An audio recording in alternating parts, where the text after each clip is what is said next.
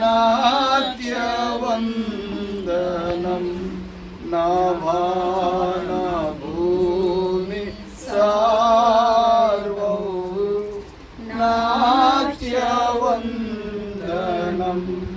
శుభాకరా శుద్ధాకరా విశుద్ధవందనం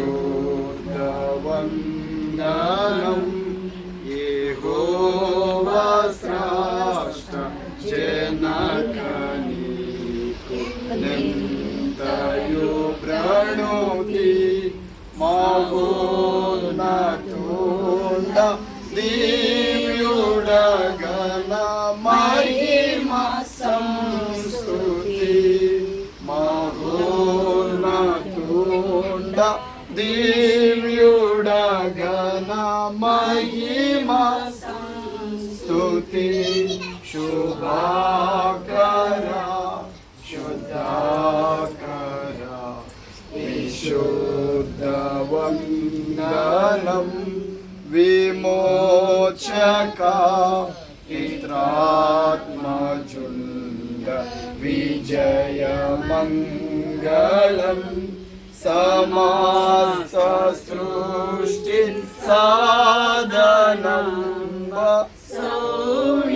మంగళం సమస్త సృష్టి సాధనం సౌమ్యమంగళం శుభాకరా శుద్ధాకరా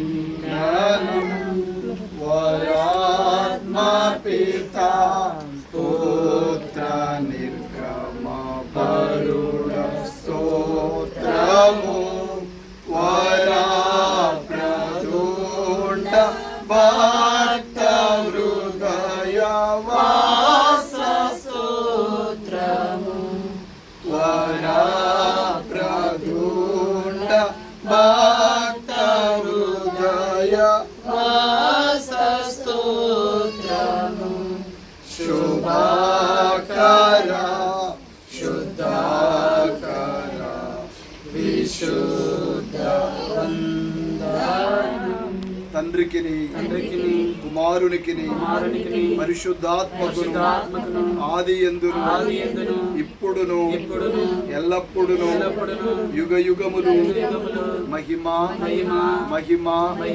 మహామహిమ ఘనత కీర్తి ప్రభావములు కలుగును గాక తండ్రికిని కుమారునకును పరిశుద్ధాత్మకును ఆది యందును ఇప్పుడును ఎల్లప్పుడును యుగ యుగములు మహిమ మహిమ మహామహిమ ఘనత కీర్తి ప్రభావములు కలుగును గాక తండ్రికిని కుమారునకును పరిశుద్ధాత్మకును ఆది యందును ఇప్పుడును ఎల్లప్పుడును యుగ యుగములు మహిమ మహిమ మహామహిమ ఘనత కీర్తి ప్రభావములు కలుగును గాక ఆమేన్ ఆమేన్ ఆమేన్.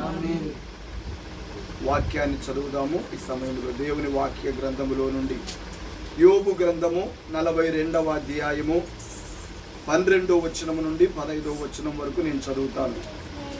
యెహోవా యోబును మొదట ఆశీర్వదించినంతటి కంటే మరి అధికముగా ఆశీర్వదించెను.